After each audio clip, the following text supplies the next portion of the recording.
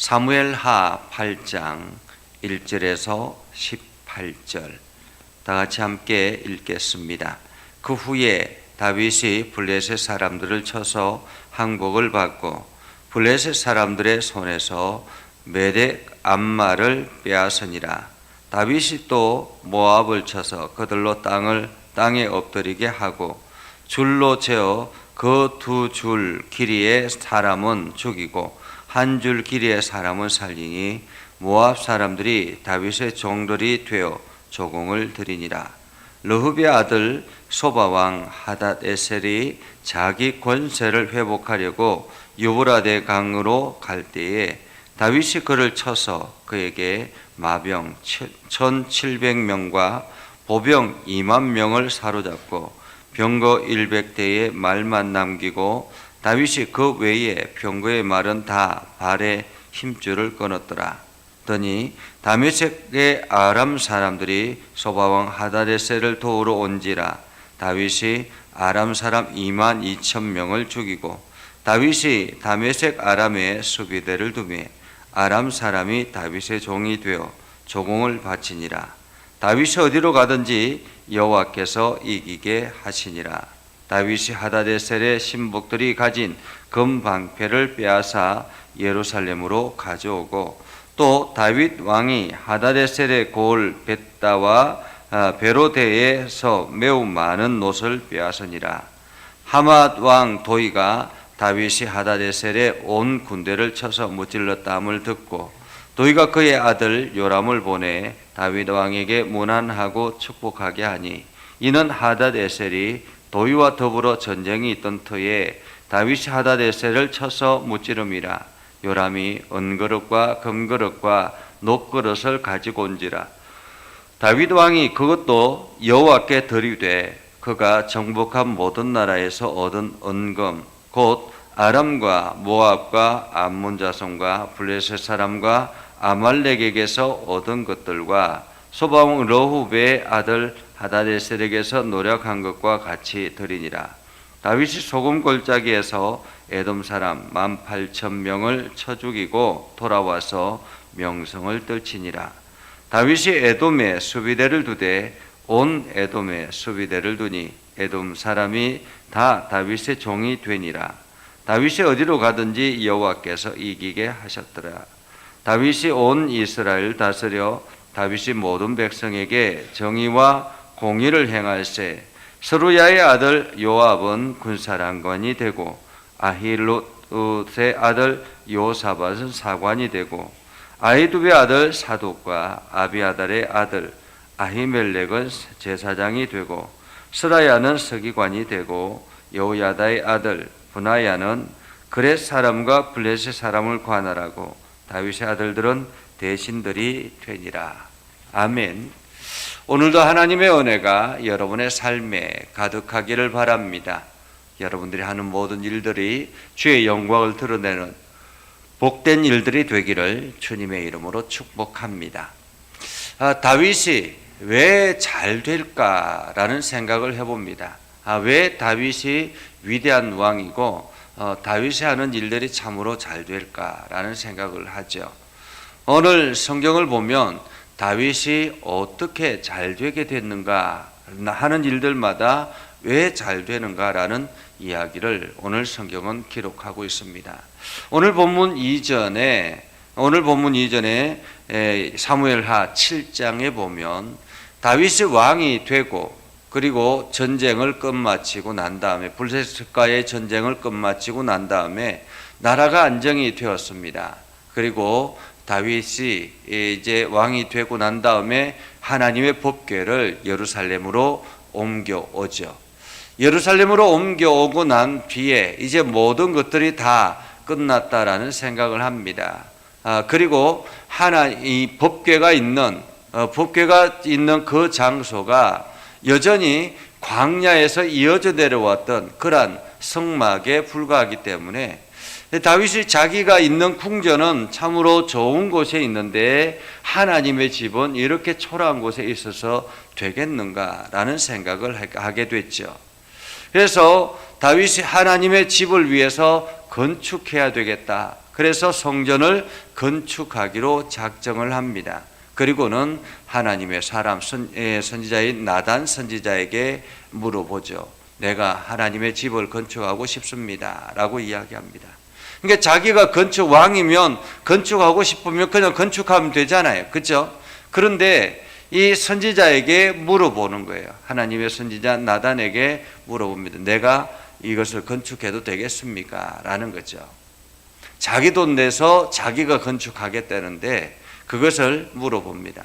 그래서 나단 선지자가 좋다고 이야기하죠. 좋다고 이야기하고 난 다음에 나단 선지자가 집에 들어가서 기도하다 보니까 아닌 거예요. 하나님께서 나단 선지자에게 다윗이 이 전을 건축하는 것은 안 된다. 왜냐하면 너무 많은 피를 흘렸기 때문에 그렇다라고 이야기합니다. 그러면서 하나님께서 나단 선지자에게 말씀하시는 것이 내가 오히려 하나님께서 오히려 다윗의 집을 세우겠다라고 말하고 있습니다. 다윗의 집을 세우겠다. 그렇게 약속을 하죠. 그리고 난 뒤에라는 말입니다. 오늘 그 후에라는 말은 하나님의 약속이 있은 후에라는 말이죠. 하나님의 약속이 있은 후에 다윗이 어떻게 행하고 있는가라는 것입니다. 다윗이 블레셋 사람들을 쳐서 항복을 받습니다. 사울 왕이 있었을 때 이스라엘은 늘 블레셋의 침략을 받아서 늘 괴롭힘을 당했던 나라였습니다. 그런데 오히려 다윗이 블레셋을 쳤다라고 이야기합니다. 다윗이 블레셋을 쳐서 블레셋 사람들의 손에서 메덱 암마를 빼앗았다라고 합니다. 메덱 암마. 이 메덱 암마가 중요한 것이 모성의 굴레라는 그러한 이름의 설명을 가지고 있습니다. 모성의 굴레. 이 모성의 굴레라는 말은 어미의 지배를 받는 곳이다 이런 뜻이기도 합니다. 그러면 블레셋의 어미 되는 도시는 어디일까요? 블레셋의 수도인 가드이죠. 가드의 모성의 굴레, 그 굴레를 이루고 있는 것은 어디일까요? 한마디로 가드를 중심으로 위성도시, 지금 우리로 말하면 서울이 중심이 되고 있습니다. 서울 주변으로 중요한 위성도시들이 있잖아요. 그죠? 작은 도시들이 쭉 있어서 이것이 마치 하나의 성벽을 만드는 것처럼 그렇게 되어져 있습니다. 그러니까 가드의 블레셋의 중심은 굉장히 안정되어 있는 것이죠. 이것처럼 이 블레셋의 주변에 가사라든지 아스돗이라든지 아그론이라든지 아스콜론이라든지 이러한 주변에 위성도시가 있는 거예요. 그러니까 이 위성도시가 바로 모성의 굴레입니다. 그런데 다윗이 어떻게 이곳을 칠 생각을 했을까요? 그것은 다윗이 쫓겨다닐 때 블레셋으로 망명을 했었죠. 쫓겨다닐 때 블레셋으로 망명을 하고 가드 지역에 있다가 가드의 왕에게 찾아갔다가 그 주변의 상황들을 익히 알게 됐다라는 것입니다. 이게 블레셋에 쫓겨서 가서 그곳에서 생활하는 기간 동안 블레셋의 모든 것들을 체험하는 그러한 삶을 살았다라고 볼 수 있습니다. 그러니까 쫓겨간 것도 하나님의 은혜였다라는 것을 이제서야 알게 되죠. 굉장한 일 아닙니까? 그때는 굉장히 힘든 시기였습니다. 다윗에게는 굉장히 어려운 시기였죠. 인생의 가장 밑바닥의 시기였습니다. 그런데 그 밑바닥의 경험이 오늘 다윗 왕을 가장 먼저 블레셋을 정복하는 그러한 계기가 됐다. 힘들 때의 경험이 오히려 이 다윗 왕에게 큰 경험이 됐다라는 것입니다.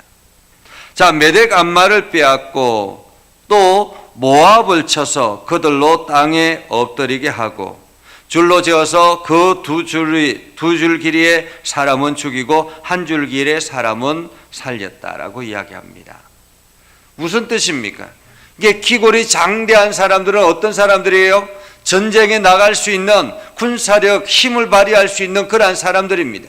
그러니까 그러한 사람들은 아예 쳐 죽이고 그리고 전쟁에 나갈 수 없는 힘 없는 사람들은 살렸다라는 말이기도 합니다. 모압은 늘 이스라엘을 괴롭혔던 그러한 종족이죠. 어쩌면 모압은 이스라엘의 친척이라고 말할 수 있습니다. 그럼에도 불구하고 모압은 늘 이스라엘을 위해서 이스라엘을 괴롭히는 그러한 종족이었습니다. 그런데 다윗이 그 모압을 쳐서 모압 사람들이 다윗의 종들이 됐다라고 말합니다.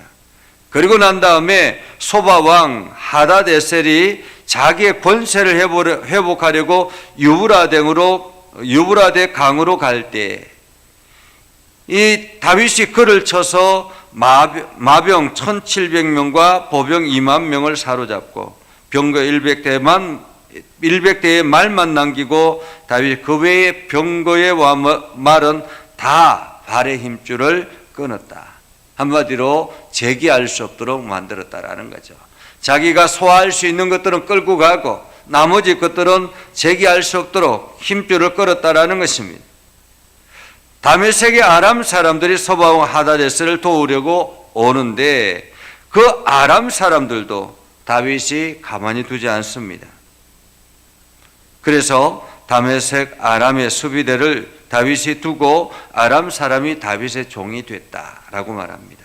그런데 6절 하반절에 보면 이렇게 기록하고 있습니다. 다윗이 어디로 가든지 여호와께서 이기게 하시니라. 다윗이 어디로 가든지 여호와께 이기게 하시니라. 한마디로 하는 일들마다 잘 됐다라는 것입니다. 하는 일들마다.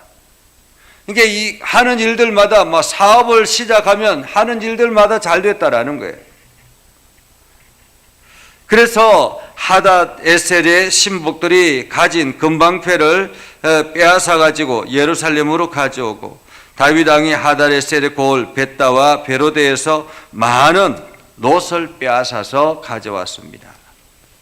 그리고 여기에서 끝이 아니죠. 하맛 왕 도이가 하닷에셀과 전쟁을 하려고 하다가 보니까 하닷에셀이 다윗에게 쳐서 이게 참패를 당한 거예요. 그러니까 하맛 왕 도이가 가만히 있을 수 없어서 아들 요람을 보내서 다윗에게 문안을 보내고 예물을 드렸습니다. 은과 금그릇, 녹그릇을 가지고 예물을 드렸죠. 그런데 11절에 보면 다윗 왕이 그것도 여호와께 드리되라고 말합니다. 그것도 여호와께 드리되. 빼앗은 것뿐만 아니라 그것까지도 다윗 왕에게 드렸던 이 모든 것들까지도 다 여호와께 드렸다라고 말합니다. 한마디로 지금 다윗이 이렇게 전쟁을 한 이유는 무엇일까요? 바로 자기의 아들이 나중에 하나님의 전을 잘 건축할 수 있도록 자금을 마련하기 위해서라는 것입니다.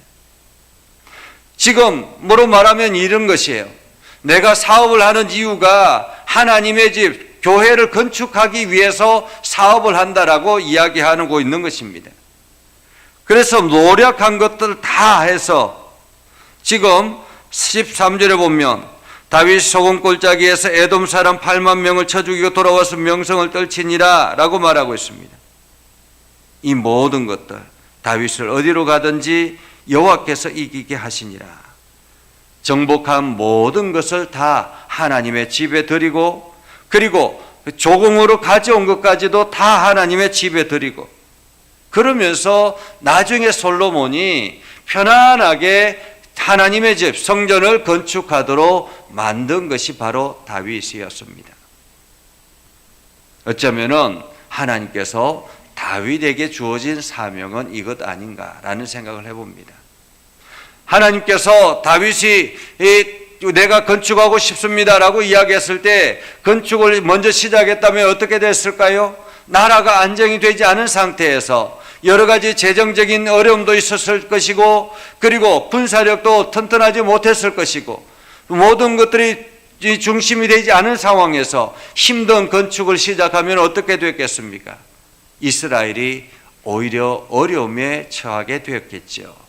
그런데 다윗이 주변 나라들을 이렇게 강하게 전쟁을 해서 쳐부수고 그리고 그곳에 수비대들을 세우고 그리고 난 뒤에 모든 자금들을 충분하게 저축하게 만들고 난 뒤에 자기 아들이 편안하게 성전 건축만 할 수 있도록 만드는 것, 이것이 바로 다윗의 역할이었다라고 볼 수 있는 것입니다. 오늘 다윗이 하나님께서 하는 모든 일들, 다윗이 하는 모든 일들에 하나님께서 이기게 하셨더라.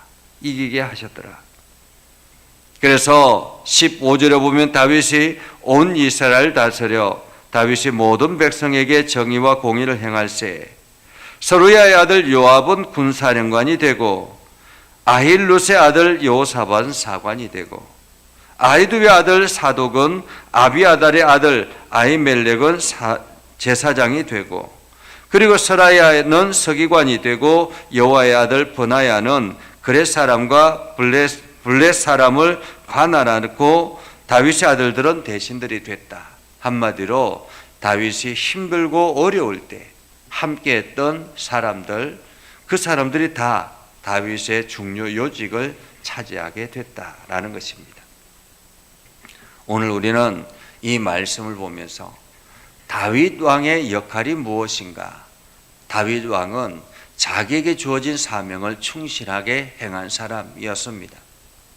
자기의 고집을 세우는 것이 아니라 하나님께서 하지 말라고 했을 때 과감하게 그것을 내려놓고 자기가 할 수 있는 최선의 것들을 감당한 사람이 바로 다윗이었습니다.